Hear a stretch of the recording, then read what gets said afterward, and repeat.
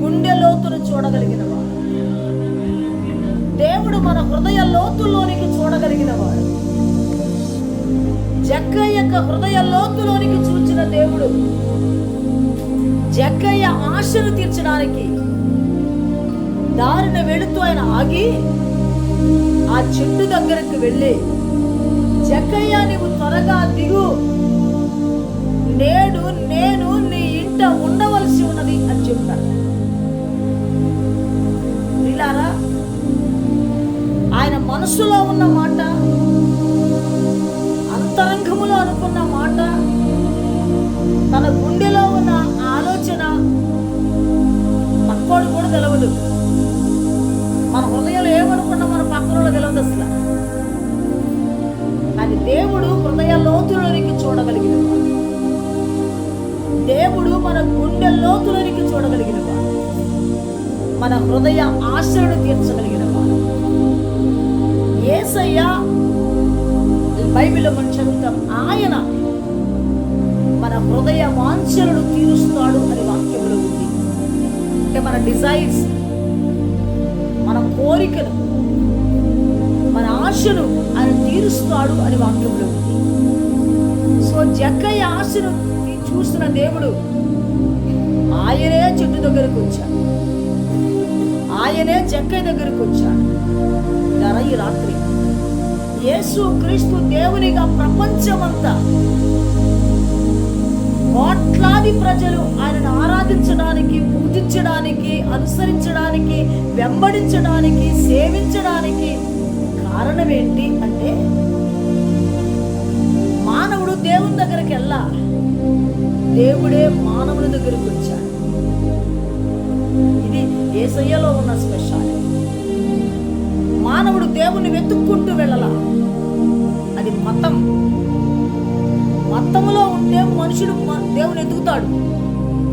కానీ యేసుక్రీస్తు ఆరాధించే, అనుసరించే, వెంబడించేది మనం మతాన్ని కాదు అనుసరిస్తుంది, క్రీస్తు మార్గాన్ని మనం అనుసరిస్తున్నాం. సో మతం మనిషి దేవుణ్ణి వెతకేలాగా చేస్తుంది.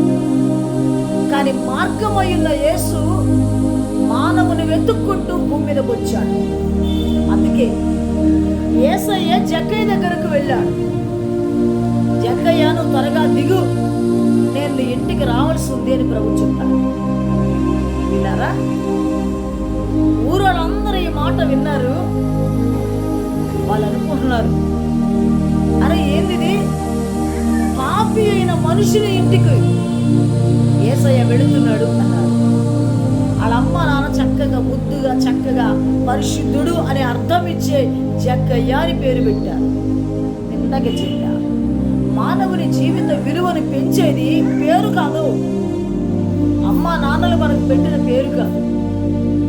అలాగైతే మా నాన్న రాజకీయ నాయకుడు కనుక నాకు కూడా పెట్టారు, ఇందిరా అని పెట్టారు. అంత మాత్రం చేత నేనేమైనా ఎక్స్ పిఎం అయిపోతానా? మన జీవిత విధానం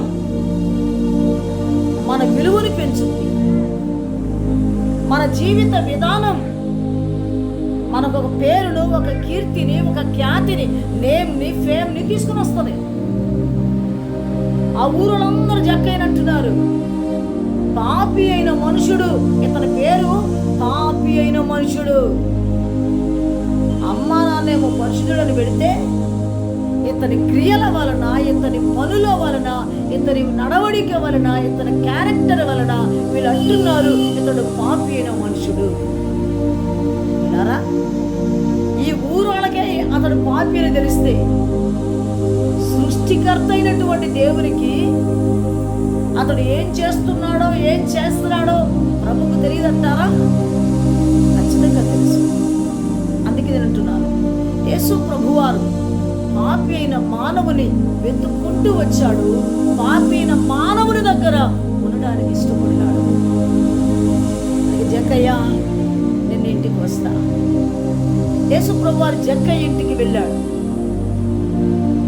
ఏం మాట్లాడిన ప్రభువారు ఇంటికి వెళ్ళి, జక్కయ్య నువ్వు అన్యాయంగా ప్రజల దగ్గర పన్నులు వసూలు చేస్తున్నావు, ఇది నీకు మంచిది కాదు, మార్చుకో, ఇవేం చెప్పరా ప్రభువా. నేను అదే చెప్తున్నానండి. యేసయ్య మాట బైబిల్ గ్రంథం. ఆనాటి దినాలు ఆయన ఉన్నారు గనుక ఆయన ఆ ఇంటికి వెళ్ళగానే జక్కయ్య అంటున్నాడు, ప్రభువా నేను అన్యాయముగా ప్రజల దగ్గర తీసుకున్నాను, ఇప్పుడు తిరిగి వారికి 4 అంతలు ఇచ్చేస్తానయ్యా అంటున్నాడు. ప్రభు ఏం చెప్పలేదుగా, నువ్వు మారు, నీ బుద్ధి మార్చుకో, నీ పద్ధతి మార్చుకో, నీ మనస్సు మార్చుకో, నీ క్రియలు మార్చుకో, ఇలాగ ప్రభు ఏం చెప్పలా. ప్రభువు చెప్పక ముందే యేసయ్య ఆ ఇంటికి వెళ్ళగానే జక్కయ్యలో ట్రాన్స్ఫర్మేషన్, మార్పు ఆరంభమైపోయింది. పిల్లల బైబిల్ గ్రంథంలో చెప్తున్న మాట యోహాను సువార్త 1:1 ఆదియందు వాక్యం ఉండెను, వాక్యము దేవుని యొద్ద ఉండెను, వాక్యమే దేవుడై ఉండెను. అంటే ఎందుకు ఈ బైబిల్ చదివితే మార్పు వస్తుంది అని చెప్పడానికి నేను ఈ మాట చెప్తున్నా. వాక్యమే దేవుడై ఉండెను. సో అందుకే ఈ పరిశుద్ధ గ్రంథములోని ఈ మాట దేవుని మాట లేక దేవుడు. అందుకే పిల్లారా, జక్కయ్య ఇంటికి దేవుడు వెళ్ళగానే జక్కయ్యలో అద్భుతమైన సంచలనాత్మకమైన మార్పు వచ్చేసింది. 4 అంతలు మరల నేను వాళ్ళకి ఇచ్చేస్తానయ్యా అన్నాడు. అప్పుడు ప్రభువు అంటున్న మాట, జక్కయ్య నేడు నీ ఇంటికి రక్షణ వచ్చి ఉన్నది. ఇప్పుడు యేసుప్రభు అతన్ని ఏమంటున్నాడు చెప్పనా, నీవు అబ్రహాము కుమారుడవు అంటున్నాడు. అమ్మ నాన్న జక్కయ్య అన్నారు. ఊరోళ్ళు అతని పనులు క్రియలను బట్టి పాపైన మనుషుడు అన్నారు. ప్రభువారు అంటున్నారు, ఇతడు అబ్రహాము కుమారుడే. అబ్రహాము అనగా జనములకు తండ్రి లేక విశ్వాసులకు తండ్రి. అది పితరుడు, విశ్వాసులకు తండ్రి. అంటే నువ్వు కూడా విశ్వాసి అయిపోయావు, బిలీవర్ అయిపోయావు అని ప్రభువారు అంటున్న మాట చదువుతున్నాను ఈ రాత్రి. పిల్లారా, ఈ పరిశుద్ధ గ్రంథం మనిషి యొక్క మనుగడను మార్చివేసే జీవ గ్రంథం ఇది. ఏ బోధ చేయలా ప్రభు అక్కడ, ఏ ప్రసంగం చేయలా ప్రభు అక్కడ. దేవుడు ఉంటే చాలు బ్రతుకులు మార్చబడిపోతున్నాయి. ఊరి వారి అందరూ ఆశ్చర్యం కలుగుతుంది. యూదులందరూ జక్కయ్యను చూసి ఆశ్చర్యపోతున్నారు. అక్కడ 19:10 చదువుతాం. లూకా 19:10 నశించిన దానిని వెదకి రక్షించుటకు మనుష్య కుమారుడు లోకములకు వచ్చాడు. యేసు ప్రభు ఎందుకు వచ్చాడు ఈ భూమి మీదకి? ఒకే ఒక స్టేట్మెంట్ కనబడుతుంది, నశించిన వారిని వెతికి రక్షించడానికి యేసయ్య వచ్చాడు. అదే యేసయ్య యొక్క లక్ష్యమేది. అది ఈరోజు మనమందరం కూడా రక్షించబడిన వారమై దేవుని పిల్లలుగా ఈరోజు భూమి మీద భయభక్తులు కలిగి కట్టడలను అనుసరించి నడుచుకోవడమే మానవ కోటికి విధి అని ప్రసంగి చెప్తూ వచ్చాడు. అజ్ఞాని రసులు చెప్పాడు. సమయం కొంచెం మించుతుంది కనుక ఇందాక మనం చదివిన పరమగీతం చెప్తాం. పరమగీతం 6వ అధ్యాయం 10వ వచనం. త్వరగా ఫాస్ట్గా 2-3 మాటలు చెప్పిస్తాం. సంధ్యారాగము చూపట్టుచు చంద్రబింబమంత అందము గలదై, సూర్యునంత స్వచ్ఛములు కళలు గలదై, వ్యూహిత సైన్య సమ భీకర రూపిణీనగు ఈమె ఎవరు? మళ్ళీ ఫాస్ట్గా చూద్దాం. పరమగీతం సొలొమోనుగా రచించారు. ఇక్కడ ఉన్నటువంటి సంభాషణ కాంటెక్స్ట్ ఏది అంటే మనం అర్థం చేసుకోవాలి. యేసుక్రీస్తు ప్రభువుకును సంఘానికి జరిగే సంభాషణ, ఆ మాటలు. ఇది పరమగీతం. సొలొమోనుకు షూలమ్మితికి మధ్య జరిగింది. సొలొమోను మన ప్రభు యేసుక్రీస్తుకు సాదృశ్యంగా ఉంటే, షూలమ్మితి సంఘానికి సాదృశ్యంగా ఉంది. వీళ్ళిద్దరికి మధ్య సంభాషణ. ఈమె ఎవరు అన్నారు కదా, ఆమె కోసం కొన్ని లక్షణాలు బైబిల్ అక్కడ రాయబడ్డాయి. మొదటిది, ఆమెకున్న మొదటి లక్షణం ఈమె అని చదువుతున్నా. బైబిల్ గ్రంథం లో శ్రేష్టమైన ఒక మాట ఏమంటే, సంఘం ఇలా కూడుకున్న మనమంతా. సంఘం ఎవరు అంటే ఒక వధువుతో, ఒక స్త్రీతో పోలుస్తూ చెప్పారు. సో ఈమె ఎవరు అని చదివా. నేను మిమ్మల్ని ఇందాకే చెప్పా, మనము యేసయ్య రాకడకైనా సిద్ధపడాలి, లేక మన పోకడకైనా సిద్ధపడాలి. ఈ రెండిట్లో రెండు ఖాయమే, రెండు జరిగేవే. ఎప్పుడు జరిగినా రెడీ, సిద్ధంగా ఉండాలి. సిద్ధపడే సంఘం, సిద్ధపడే వ్యక్తులు,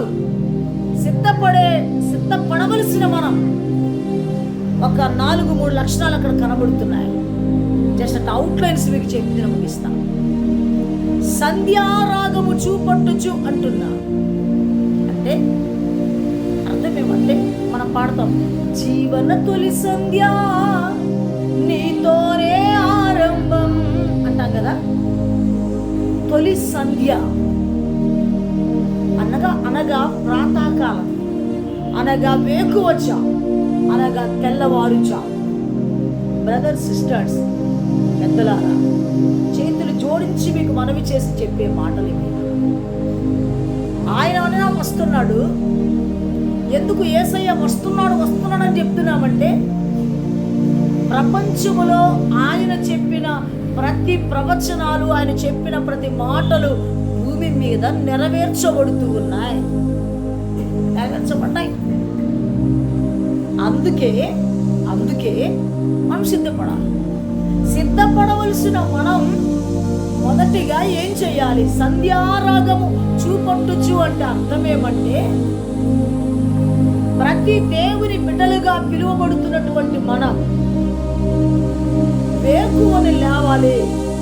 అమ్మో, ఇది కష్టం లెక్క. అనగా సూర్యుడు రాకముందే నువ్వు లేచి ఏం చేయాలి? సంధ్యారాగం అంటే దేవుణ్ణి స్తుతించాలి. ఎందుకు స్తుతించాలండి? రాత్రంతా దేవుడు మనల్ని కాపాడి, కొంతమంది అంటారు రాత్రంతా నిద్ర పట్టలేదండి, కలలు వచ్చాయండి, భయం వేసిందండి, ఇలా ఎన్ని మాటలు చాలా మంది చెప్తున్నాం మనం వింటుంటా. ఒకరోజు ఒక అమ్మాయి వచ్చింది, అంటుంది నాతో, అక్క 4 అయినా నిద్ర పట్టలేదక్క. ఏరా ఏమైంది?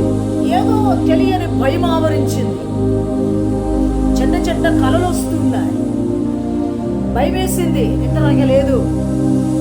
ఇలాంటి వాళ్ళు ఎంతో మంది ఉన్నారు. కలవరాలతో, భయముతో, ఆందోళనతో బ్రతికే మనుషులు భూమి మీద చాలా మంది ఉన్నారు. కానీ దేవుడు మనల్ని అయితే సురక్షితంగా, చక్కగా, హాయిగా నిద్రపోయే కృపనిచ్చాడు. అంతేకాదు, బైబిల్లో 90 కింద రాత్రి వేళ కలుగు భయం, చీకటిలో సంచరించు తెగులు అని చదువుతా. అంటే చీకట్లో కూడా తెగుళ్ళు ఉన్నాయి. అన్నారా తమ్ములారా, దేవుడు మనకు ఏమీ కలగకుండా ఆయన రెక్కల క్రింద మనను దాచి ఆరోగ్యం ఇచ్చి మరొక దినాన్ని మన లైఫ్లో, మన జీవితంలో, మన జీవిత దినాలను దేవుడు పొడిగిస్తున్నందుకు, ఎప్పుడన్నా నీకు వెలుగు వచ్చినప్పుడు లేవడం కాదు, నీకు ఇష్టం వచ్చినప్పుడు లేవడం కాదు. సంధ్యారాగము చూపట్టొచ్చు అంటే వేకువనే లేచి దేవుణ్ణి స్తుతించాలి. మిమ్మల్ని ఒక ప్రశ్న అడుగుతాను. పక్షులు కోలాహలం చేస్తాయి. ఎప్పుడు చేస్తాయండి? 7 అయ్యాక, సూర్యుడు వచ్చాక, ఎండ వచ్చాక అప్పుడు చేస్తాయి ఆ పక్షులు కోలాహలం. అసలు చీకటిగా ఉండగానే, తెల్లవారకుండా ఉండగానే పక్షులు కోలాహలం చేస్తున్నాయి. క్షమించండి, ఆకాశములో ఎగిరే ఆ పక్షులే దేవుణ్ణి స్తుతిస్తూ ఉంటే, ఆ రోజంతటి కొరకు వాటి కొట్టులు లేవు, గరిసెలు లేవు, ఏమీ లేవు, దాచుకోవు కదా ఆహారాన్ని. ఏ రోజుకి ఆ రోజు దేవుడు దేవుడు వాటికి ఆహారం సిద్ధపరుస్తూ ఉన్నాడు. పక్షులకి ఆహారం ఇచ్చిన దేవుడు ఆయన పోలికలో ఉన్న మనలను దిక్కరు ప్రేమిస్తూ ఉన్నాడు కదా. అన్నిటినీ మనకి ఇచ్చాడు. ఈ రోజు ఇలా ఉన్నాము, దేవుని కృప మాత్రమే. కేవలం మనుషుడు కలిగి ఉన్నది ఏది బట్టి మనుషుడు కాపాడబడలేడు, దేవుని కృప ఉంటే తప్ప. సో అందుకే అయ్యా, నేను ఇలా బ్రతికి ఉన్నా, జీవంతో ఉన్నా, ఆరోగ్యంగా ఉన్నా, నా ఆయుష్ను పొడిగించావు, నా మరి యొక్క దినమును దానంగా నా కోసం ఇచ్చావు, నీకు స్తోత్రం అంటూ దేవుని స్తుతించాలి. అంటే మనిషి ఒక మేలు చేస్తే మనం ఏమంటే థ్యాంక్స్ అండి, కనబడినప్పుడల్లా అంటాం థ్యాంక్స్ బ్రదర్, పలానప్పుడు నాకు భలే హెల్ప్ చేశారు అంటాం. ఒక మనిషి పట్ల ఒక మనిషి ఇంత కృతజ్ఞత కలిగి ఉంటే, ఈరోజు ఏ హాస్పిటల్ చూడండి వాళ్ళ విచిత్రం అనిపిస్తుంది. ఎనీ హాస్పిటల్ నాయన తిరణాలు ఉన్నట్టు ప్రజలు ఉంటున్నారు. అది కార్పొరేట్ హాస్పిటలా, గవర్నమెంట్ హాస్పిటలా, ఎనీ హాస్పిటల్ అంటే మనిషి శరీరాలు రోగాలమయమైపోతున్నాయి. శరీరాలలో కనీసం నెమ్మది ఉన్నట్ల చాలా మందికి. తన దేవుడు మనకు ఆరోగ్యం ఇచ్చిన ఆ జీవ ప్రదాతను పొద్దున లేచి దేవుడా నాకు ఆరోగ్యం ఇచ్చావు, నీకు థ్యాంక్స్ అని చెప్పడమే కదండి స్తుతించడం అంటే. సంధ్యారాగము చూపట్టుచు అనగా మనం దేవుణ్ణి స్తుతించే వారముగా ఉండాలి. రెండవ మాట త్వరగా,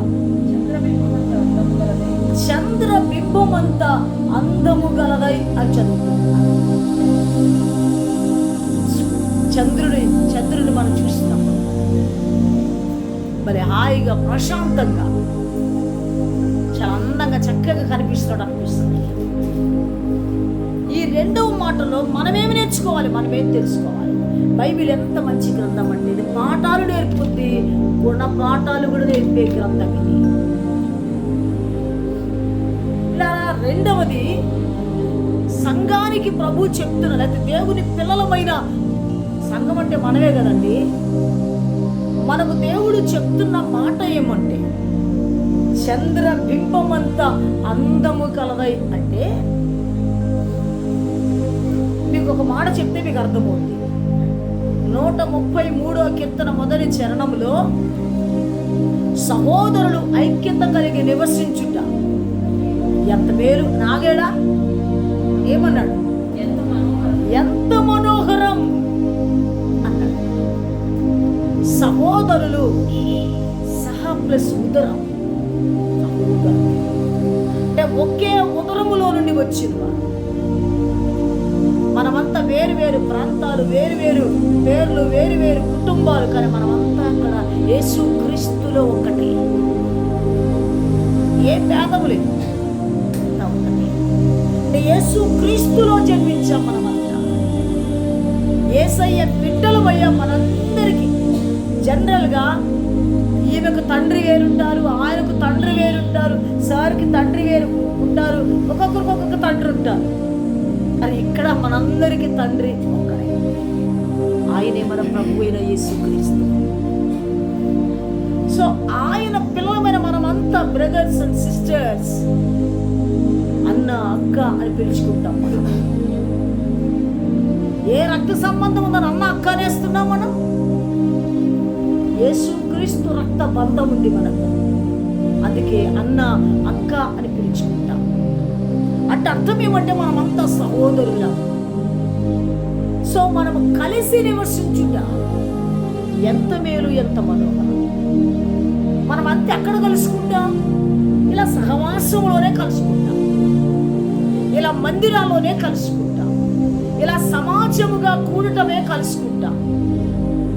ఇప్పుడు రెండో మాట, చంద్రబింబమంత అందము గలదై అంటే అర్థం ఏమంటే మనం ఎప్పుడు ఇలా సహవాసముగా కూడుకోవాలి, కలుసుకోవాలి, మందిరంలోనికి రావాలి, ప్రభు సన్నిధిలో మనం అందరం కలుసుకోవాలి. సారీ టు సే, ఇలా చెప్తున్నందుకు క్షమించండి.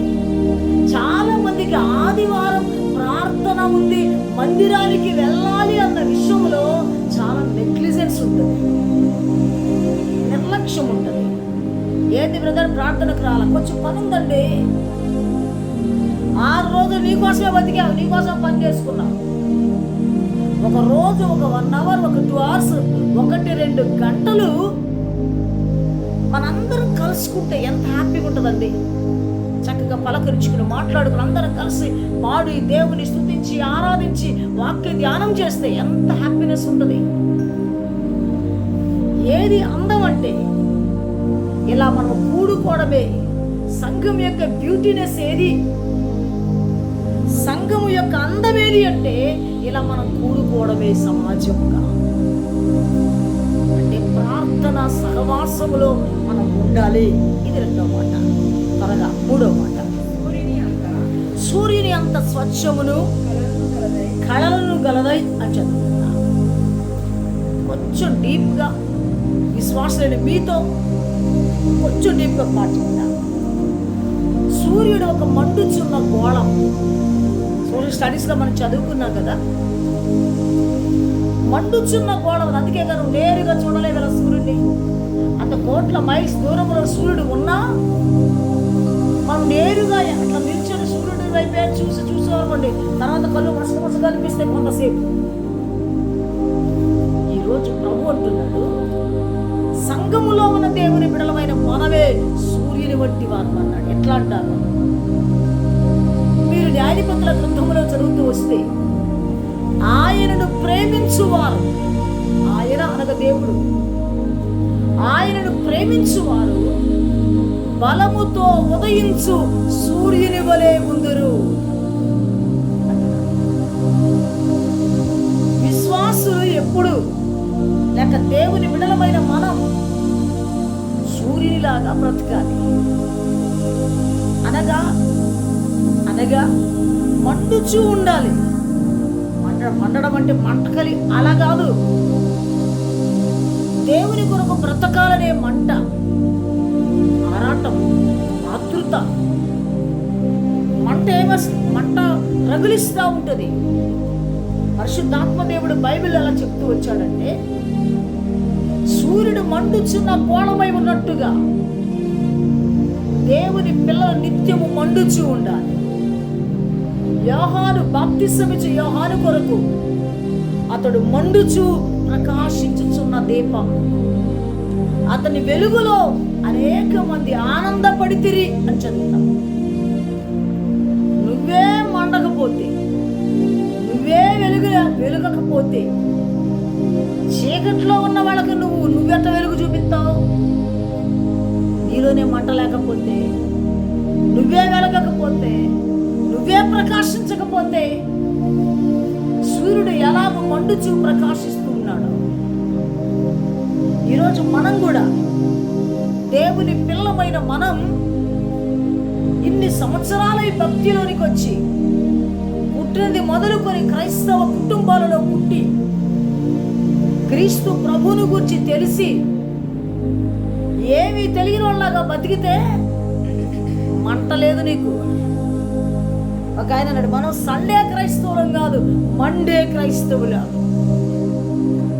కొంతమంది ప్రార్థనలో ఉన్నప్పుడే మండుతో ప్రార్థన యేసయ్యా వందనాలు ఇట్లా మాట్లాడతారు. సండే అయిపోగానే మండే రాగానే, సోమవారం రాగానే అంతా మర్చిపోతారు. మీకు అర్థం అవడానికి ఇంత క్లియర్గా చెప్తాను. అట్లుంటుంది. సూర్యుడు ఎలాగో మండుచున్న గోడమై ఉన్నాడు. దేవుని పిల్లలమైన ఆత్మ మంట కలిగిన వారిపై ఉన్నారు. క్షమించండి, ఎంతకాలం ఉంటుంటామండి లోపల బతికితే? బ్రతికిన కొన్ని దినాలైనా, ప్రభు నిర్ణయించిన ఎన్ని దినాలైనా మండేవారిగా బ్రతకాలి. చల్లారిపోయినా, సంపబడిపోయినా అట్లా బతకూడదు. మనం ప్రార్థన మంట కలిగి ఉండాలి. విశ్వాసంలో మంట కలిగిన వారు బయట, భక్తిలో మంట కలిగిన వారు బయట. ఇది మండుచున్న గోళం. అంతేకాదు, స్వచ్ఛమును అంటున్నారు. ప్యూరిటీ. దేవుని పిల్లలు ఎప్పుడు స్వచ్ఛంగా ఉంటారు. దీనినే ఇంకా కొంచెం ముందుకు వస్తే పవిత్రత, ఇంకా కొంచెం ముందుకు వస్తే సాంటిఫికేషన్, పరిశుద్ధ పరచబడుట. దేవుని పిల్లలమైనటువంటి మనం పవిత్రులుగా బ్రతకాలి. మాటలో పవిత్రత ఉండాలి, ఆలోచనలో ప్యూరిటీ పవిత్రత ఉండాలి, హోలీనెస్ పరిశుద్ధత ఉండాలి. తమ్ముడు చెల్లి అన్నాక ప్రభు త్వరగా వస్తున్నాడు. యేసయ్య చెప్పిన మాట ఒకటే, నేను పరిశుద్ధుడనై ఉన్నాను కనుక మీరును పరిశుద్ధులై. యేసయ్య ఎలాగున్నాడో మనం అలా ఉండాలి. ఆయనలో పాపము లేదు, మనలో పాపం ఉండకూడదు. ఆయనలో అబద్ధము లేదు, మనలో అబద్ధం ఉండకూడదు. ఆయనలో మోసము లేదు, మనలో మోసం ఉండకూడదు. ఆయనలో క్షమాగుణం ఉంది, మనలో క్షమాగుణం ఉండాలి. ఆయన ప్రేమ స్వరూపి, మనము కూడా ప్రేమించే వారి ఉండాలి. ఇది స్వచ్ఛం, ప్యూరిటీ, పరిశుద్ధత, హోలీనెస్. ఇంకా మూడో మాట చెప్తాను, కళలు గలదై. కళలు అంటే ఇంగ్లీష్లో స్కిల్స్ అంటున్నాం కదా. చాలాసార్లు మనం ఏమనుకున్నాం, మాకేమి రాదండి, ఏదో ప్రార్థనకి వెళ్తున్నాం వస్తున్నాం, మాకేం తెలియదండి. ఇలా ఎందుకుతో ఎవరు నేర్చుకోరు. గుండెలో ఆశ ఉంటే అన్నీ వచ్చేస్తాయి. బైబిల్లో పేతురు యోహానుల పేర్లు చెబుతాం. నేను ఈ మాట చెప్పి ముగించేస్తాను త్వరగా. పేతురు యోహానులు చూస్తా. వాళ్ళిద్దరు ఎవరు అంటే జాలరులు. వాళ్ళెవరు అంటే విద్య లేని పామరులు. చుట్టూ ఉన్న ప్రజలు అంటున్నారు, అరే వీళ్ళు విద్య లేని పామరులు కదా, వీళ్ళకి ఇంత జ్ఞానం ఎక్కడి నుండి వచ్చింది అంటున్నారు. దేవుని బిడ్డలారా, మనకు దేవుడు స్కిల్స్, క్రొత్త నిబంధనలకు వచ్చేసరికి టాలెంట్స్, తలాంతులు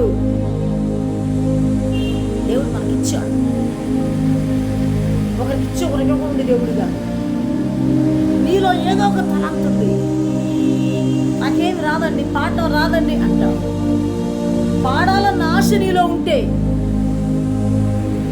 పాడాలి ప్రభు కోసం పాడాలి అన్న ఆశ నీకుంటే ఖచ్చితంగా నీ నోట పాట ఉంచుతాడు దేవుడు. మోషే ఏమన్నాడు, నత్తి ఉన్నయ్యా మోషే, నువ్వు ఇశ్రాయేలు ప్రజలు నడిపించాలి అంటే నేనేమన్నాడు, నేను నత్తి వాడనయ్యా అన్నాడు. కానీ మీరు అపోస్తల కార్య గ్రంథంలో చదువుతూ వస్తే అతడు సకల శాస్త్ర ప్రవీణత కలిగిన వాడు అని రాయబడింది బైబిల్లో. మరి నత్తివాడు అన్న ఈయనని దేవుడు దాదాపు 20 నుంచి 30 లక్షల మంది పైబడిన ప్రజలను నడిపించే ఒక గొప్ప లీడర్, నాయకునిగా చేశాడు. దేవుని పిల్లలమైన మనం నాకేం చేత కాదు, నా వల్ల కాదు ఇలా అనుకోకూడదు. ఇప్పుడు అలా అనుకుంటే నిజంగానేమి రాదు. లేదు, నీ గుండెలో ఆశ ఉండి నేను కూడా అక్కలాగా వాక్యం చెప్పాలి, నేను కూడా పాడాలి. చిన్నప్పుడు నాకు భలే ఆశ ఉంది, కంజీరు కొట్టడం భలే ఇష్టం. అసలు కంజీరు కొట్టడం రానే రాదు, కానీ ఊరికే ట్రై చేసాం. మూత మీద అది ఎక్కువ పెద్ద సూపర్ మ్యూజిషియన్ నేను కాదు, కానీ అట్లీస్ట్ కొంచెం నేను పాడితే కొట్టడానికి వచ్చు. చాలా మనకు తెలీదు, చాలా మనకు రావు. కానీ సూర్యుడంత కళలను కలిగిన వాడు ప్రభు ఈరోజు సంఘమా మనతో అంటున్నాడు. ఆయన నీలో దాచి ఉంచిన తలాంతులను నువ్వు గుర్తించి బయట తెచ్చేయి. డెవలప్ చేసుకో, వృద్ధి చేసుకో. ఇది ప్రభు చెప్పే మాట. నెక్స్ట్ ఇంకోటి, వ్యూహిత సైన్య సమ భీకర రూపిణులకు ఈమె ఎవరు? దేవుని బిడ్డలారా, సంఘాన్ని మనల్ని ఏమంటున్నాడు దేవుడు అంటే, మీరు సైన్యం అంటున్నాడు. సైన్యం అంటే ఒకరు ఇద్దరు ముగ్గురు అట్లా కాదు, చాలా మంది ఉంటారు సైన్యం. త్వరగా ఈ 2-3 మాటలు ఈ విషయాలను మీకు చెప్పి ముగిస్తాను. సైన్యం, ఆర్మీ ఉంది, ఇండియన్ ఆర్మీలో చాలా వేల మంది ఉన్నారు. అలాగే దేవుడు మనలను సైన్యంతో పోలిస్తాడు. చాలాసార్లు మనం అనుకుంటాం ప్రభువా నేను ఒంటరినయ్యా, నా కుటుంబం ఒంటరిదయ్యా, నాకు ఎవరు లేరయ్యా ఇలాగంటా. ఈరోజు నుంచి అమ్మడానికోమాక. బైబిల్ వాక్యం చదువుతాం. మీలో ఒంటరి అయిన వాడు 1000 మంది అగును. 1 = 1000 అంటున్నాడు. మీలో ఒంటరి అయిన వాడు 1000 మంది అగును. దేవుడు నన్ను సేవకు నూజివీడికి పంపించినప్పుడు స్టార్టింగ్లో నేను ఒక్కదాన్నే ఉన్నా. ప్రభు నాకు ఈ నూజివీడిలో ఎవరు తెలుసు? ఇక మా అక్క, మా బావగారు ఆర్టీసీ డిపో మేనేజర్ అని వాళ్ళ ఇంట్లో ఉన్నా నేను అంతే. ఇక నా ఫ్యామిలీ మెంబర్స్ తప్ప ఎవరు తెలియదు నాకు. ప్రభు అంటాడు, ప్రభు చెప్తున్నాడు నువ్వు నూజివీడిలో వెళ్ళి ఉండు. నేను అన్నాను, ప్రభా నేను ఒంటరిదాన్ని కదా, నేనేం చేయగలను అన్నాడు. ప్రభు చెప్పాడు, నువ్వు ఒంటరి కాదు, 1000 మంది అగునని వాక్యం ఉంది. మనం అలా నమ్మగలిగితే ఖచ్చితంగా దేవుడు వల్ల ఒక సైన్యముగా చేస్తాం. ఒకసారి మీటింగ్ నూజివీడులో పెట్టాం, బాయ్స్ హై స్కూల్ గ్రౌండ్స్లో, జెడ్పీ హై స్కూల్ గ్రౌండ్స్లో. నాతో పాటు చాలా మంది ఆడపిల్లలు ఉన్నారు. ఆ రోజు చెన్నై నుండి ఒక స్పీకర్ వచ్చారు. ఆ సార్ అన్నారు, సిస్టర్ ఇందిరా, ఆ పాస్టర్ అన్నారు, సిస్టర్ ఇందిరా మీ వెనక ఒక విమెన్ ఆర్మీ ఉంది, ఒక స్త్రీల సైన్యం ఉంది మీ వెనక అన్నారు. ఆయన అవును, మనకెవరు లేదు, నేను ఒక్కదాన్ని, నేను ఒంటరి అనుకోబాక, దేవుడు నీకు అనేకులు ఇస్తాడు. నువ్వే ఒక సైన్యం అంటున్నాడు దేవుడు. అంటే ఒక సైన్యం అయితే అంతమంది ఉంటే ఎంత స్ట్రెంగ్త్ ఉందో, ఎంత బలం ఉందో. దేవుణ్ణి కలిగి ఉన్నటువంటి మనం కూడా అంతే బలవంతులం అని దేవుడు అంటున్నాడు. లోకానికి మన బలహీనుడిగా కనబడొచ్చేమో, వెర్రోళ్ళలాగా పిచ్చోళ్ళలాగా కనబడొచ్చేమో, కానీ సిలువను గూర్చిన వార్త నశించుచున్న వారికి వెర్రుతరము గాని మనకైతే అది శక్తి, పవర్, శక్తి అని రాయబడి. సో నువ్వు ఒక సైన్యం చెల్లి, నువ్వు ఒక సైన్యం అన్నా, నువ్వు ఒక సైన్యం అక్క. దేవుడు ఒక సైన్యముకి ఎంత శక్తి ఉందో నిన్ను అంత శక్తిమంతునిగా, శక్తిమంతురాలుగా దేవుడు మారుస్తాడు అని చెప్పడమే ఈ మాట యొక్క ఉద్దేశం. ఇంకా వ్యూహిత సైన్యం అంటున్నాడు. వ్యూహం అంటే తెలుగు పదాలు కొన్ని అర్థంగా అంటే కనుక మనం అర్థం చేసుకోవాలి. వ్యూహిత అనగా వ్యూహం, ఇంగ్లీష్లో మనకు తెలుసు ప్లానింగ్, ప్రణాళిక. దేవుని బిడ్డలారా, మనం పుట్టేది చేలో కూడా వెళ్ళిపోవద్దు. మనం అన్ని విషయాల్లో దేవుని పాదాల దగ్గర ఒక చక్కని కుటుంబ విషయాల్లో, బిడ్డల విషయాల్లో, బిడ్డల వివాహ విషయాల్లో, అన్ని విషయాల్లో కూడా యేసయ్య పాదాల దగ్గర మనం ఒక వ్యూహమును కలిగిన వారమై, ఒక ప్లానింగ్, ఒక ప్రణాళికను కలిగిన వారమై మనం అడుగులు వేయాలి. అదే ఇక్కడ చెప్తున్నమాట. ఇంకా ప్రాముఖ్యమైన మాట ఏమంటే, సైన్యం అనగానే డిసిప్లిన్ ఉంటుంది, క్రమశిక్షణ ఉంటుంది. దేవుని పిల్లల చివరిగా మనం కూడా మన లైఫ్లో, ఒక క్రిస్టియన్ లైఫ్లో, క్రైస్తవ జీవితంలో ఖచ్చితంగా మనకు ఒక డిసిప్లిన్ ఉండాలి, క్రమశిక్షణ ఉండాలి. నిన్ను నీవు క్రమపరుచుకోలేనివి, నన్ను నేను క్రమపరుచుకోలేని నేను ఇతరులకేం చెప్తాను? ఒక్క మాట చెప్పనా? Our lives speak louder than our sermons. మన జీవితాలు ప్రజలతో గట్టిగా మాట్లాడతాయి, ప్రసంగాలు కాదు. Our lives speak louder than our sermons.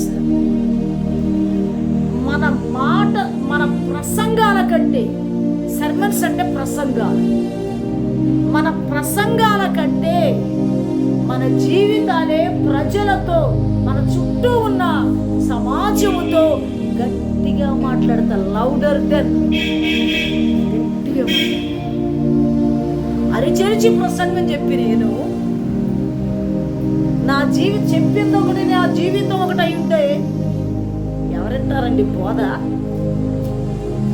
యేసయ్య మనకు నేర్పించదని కాదు, మనం ఏం చెప్తామో అది చెయ్యాలి, ఏది చేస్తామో అదే చెప్పాలి. ఇది క్రైస్తవులకు ఉండవలసినది.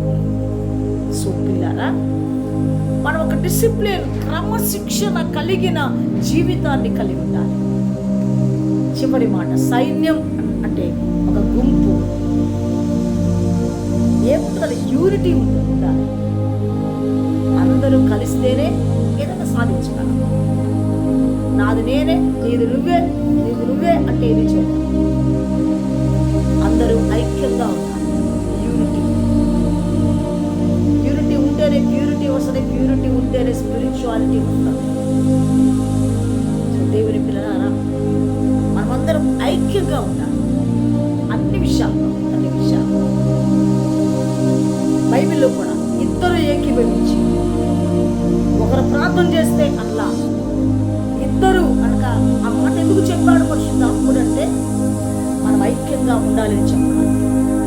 ఇద్దరు ఏకీభవించి దేని నిమిత్తమైన పరలోకమందున ఉన్న తండ్రిని వేడుకుంటే అది పరలోకమందున్న తండ్రి వలన మనకు అనుగ్రహించబడును అని వాక్యంలో చెప్పారు. ఒక విషయం కొరకు మనం అందరం కలిసి ప్రార్థన చేస్తే, సపోజ్ ఎవరికైనా ఒక ఇబ్బంది ఉంది, మనందరం కలిసి వారి కొరకు ప్రార్థన చేస్తాం. ఎవరింట్లోనైనా కష్టం ఉంది, వాళ్ళ కొరకు మనం కలిసి ప్రార్థన చేస్తే, దేవుని పిల్లలు ఎవరి కొరకాడు బ్రతకూడదు. ఈ మాట అందకూడదు. ప్రభు చెప్పిన మాట ఇది, నిన్ను వలె పొరుగు వారిని ప్రేమించు. నువ్వు నీ కోసం కాదు, అందరి కోసం. ఇది కలిగి ఉండాలి సిద్ధపడుతున్న దేవుని సంఘం.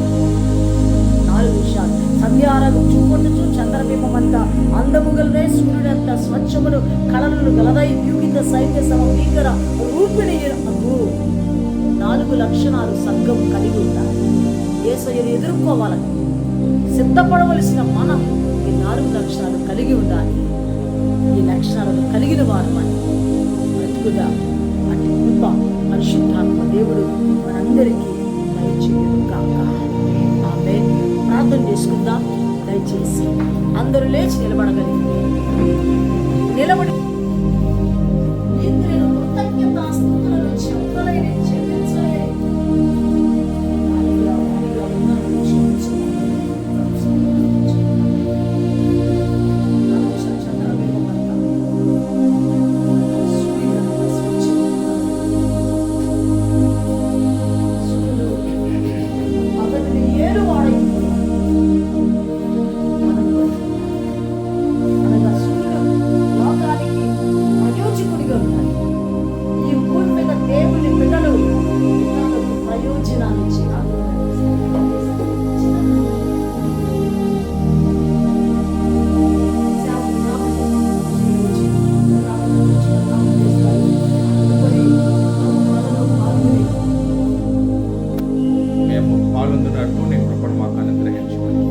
నామమును బట్టి ప్రార్థిస్తున్నాం మా పరమ తండ్రి.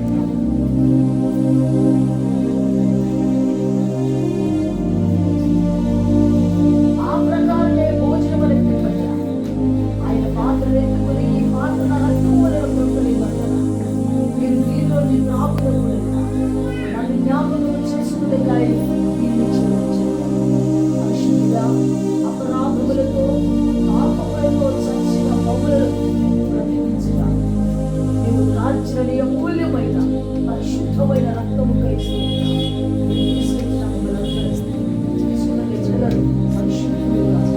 యోగ్యులుగా నమ్మకమైన బిడ్డలుగా నాకను ఎదురు చూసేవారు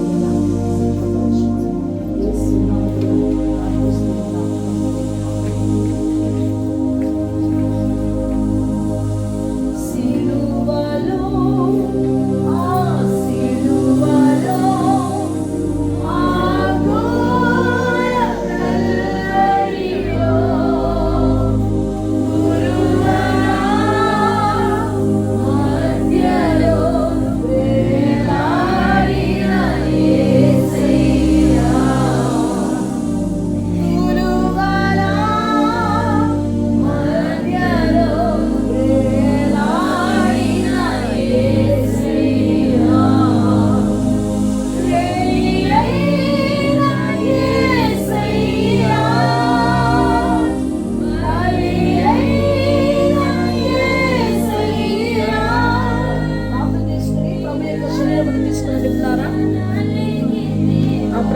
ప్రభు యొక్క రక్తం మీదకు తేబడుతుంది.